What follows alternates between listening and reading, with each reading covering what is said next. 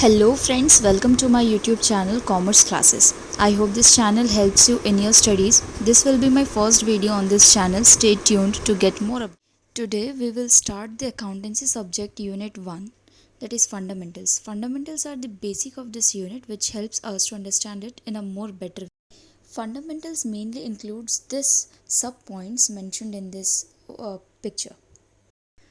Partnership can be easily understood as a relationship of mutual trust and faith. In order to maintain this trust, it is necessary that partnership accounts be maintained in an honest, accurate, and equitable manner. It should present a true and fair value or picture of a partnership business. For this purpose, it is necessary to understand the definition of partnership as given in the Partnership Act. There are mainly two viewpoints of a partnership firm. One is accounting point of view and another one is legal point of view. As per the accounting point of view, partnership firm is treated as a separate business entity distinct from its partner.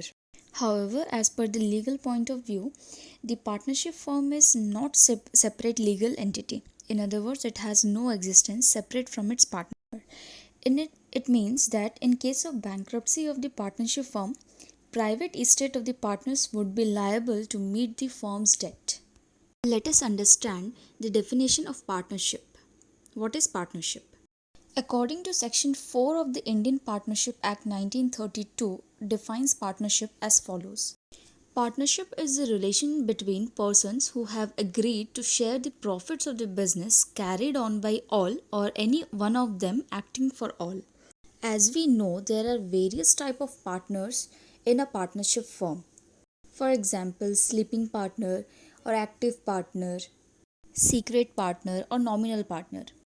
In simple words, we can say when two or more people agree to share the profit of a business is called a partnership. With the help of the features and characteristics of a partnership, we will understand it further. The first point is two or more person. There must be at least two person to form a partnership. Partnership Act does not specify the maximum number of person, but Section 464 of the Companies Act 2013 restrict the number of partners to 50. The second point is agreement. Partnership is the result of an agreement. It must come into existence by an agreement, not by the operation of law. Agreement can be either oral or in written. The agreement forms the basis of mutual right and duties of the partners. The next point is existence of business and profit motive. Partnership can be formed for the purpose of carrying on some business with the intention of earning profit, and such business must be legal. The next point is sharing of profits. The agreement between the partners must be aimed at sharing the profits of the business. But it is not necessary that all partners should share the losses also.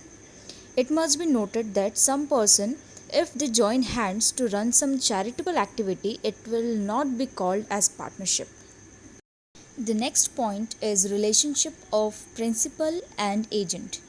Each partner is an agent as well as a partner of the firm.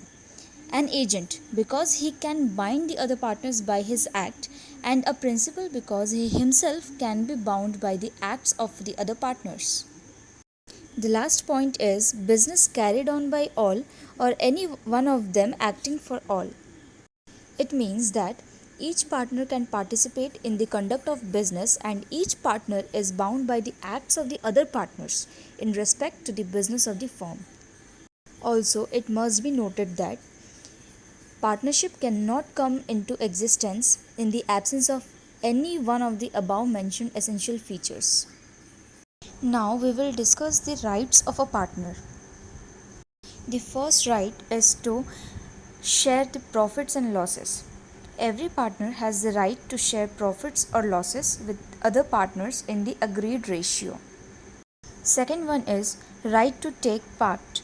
Every partner has the right to take part in the conduct of the business. The third point is the right to be consulted. Every partner has the right to be consulted in the matters related to the partnership business. The fourth point is the right to inspect. Every partner has the right to inspect and have a copy of the books of accounts. The fifth point is the right to disallow. Every partner has a right to disallow the admission of a new partner. The sixth point is the ownership. Every partner is the joint owner of the partnership property. And the last point is right to receive interest at agreed rate. If a partner has given loan to the firm, he has a right to receive interest at the agreed rate. If the rate of interest is not agreed, it is paid at the rate of 6% per annum. Moving on to the next topic is the partnership deed. Since partnership is the outcome of an agreement, it is essential that there must be some terms and conditions agreed upon by all the partners. Such terms and conditions may be either oral or written. The law does not make it compulsory to have a written agreement. However, in order to avoid all the misunderstandings and disputes, it is always the best course to have a written agreement. Such written documents which contains the terms of agreements is called partnership deed. It is also called articles of partnership. The partnership deed should also contain the following points such as the name and address of the firm, names and addresses of the partners, type and nature of the business, amount of capital to be contributed by each partners, interest on capital, drawings, interest on drawings, profit sharing ratio, salary of each partners, goodwill, accounting period of the firm, methods of recording, auditing, date of commencement of partnership, duration of partnership, bank accounts, rules to be followed in case of admission of a partner, same while setting the accounts on retirement, settlement of dispute, etc. Also, there are some rules which are applicable in the absence of partnership deed. In the absence of partnership deed or verbal agreement, or if the partnership deed is silent on certain point, the following provisions of Partnership Act 1932 will be applicable. First one will be the profit sharing ratio.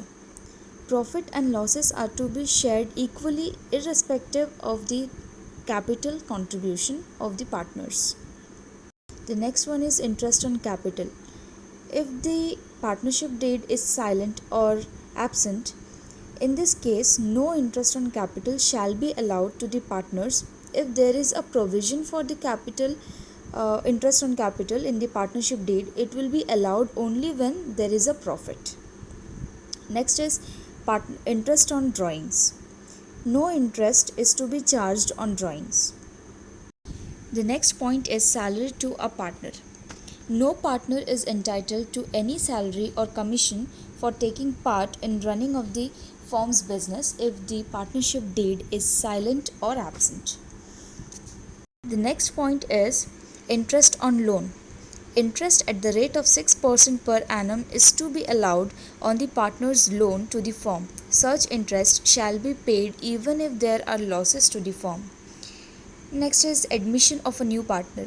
Without the consent of all the existing partners, no new partners can be admitted to the firm. Each partner can participate in the conduct of business. Each partner can inspect the books of firms and take a copy of the same.